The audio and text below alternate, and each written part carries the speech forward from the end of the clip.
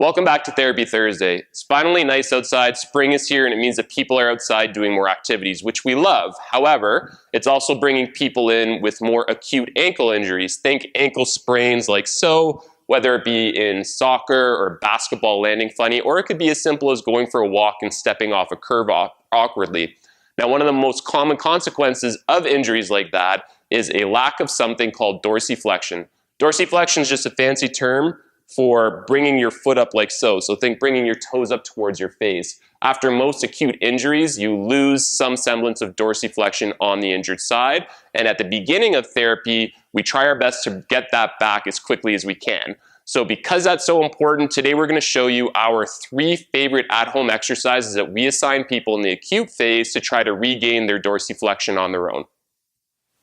Okay, so we're going to take you through these 3 exercises in succession. They're all quite easy and you need minimal equipment. Our first one, you're going to be standing, slight bend in your knee, and you're just going to try to keep your heel on the ground and drive your knee as far forward as you possibly can.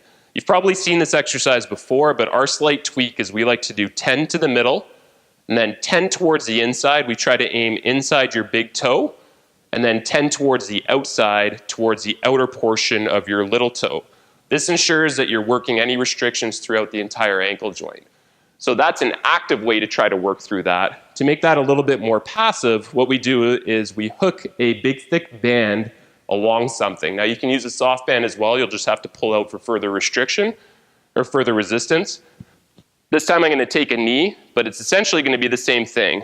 The only difference this time is the band is pulling back on my ankle, creating a lever as I go forward for 10, towards the inside for 10, and then towards the outside for 10. Our last exercise, credit goes to the FRC system for. With this one, I'm again going to be standing. I'm going to come forward as far as I can until I feel a restriction. From there, I'm going to back off by about 10%, and then I'm going to try to peel my foot off the ground like so, and hold.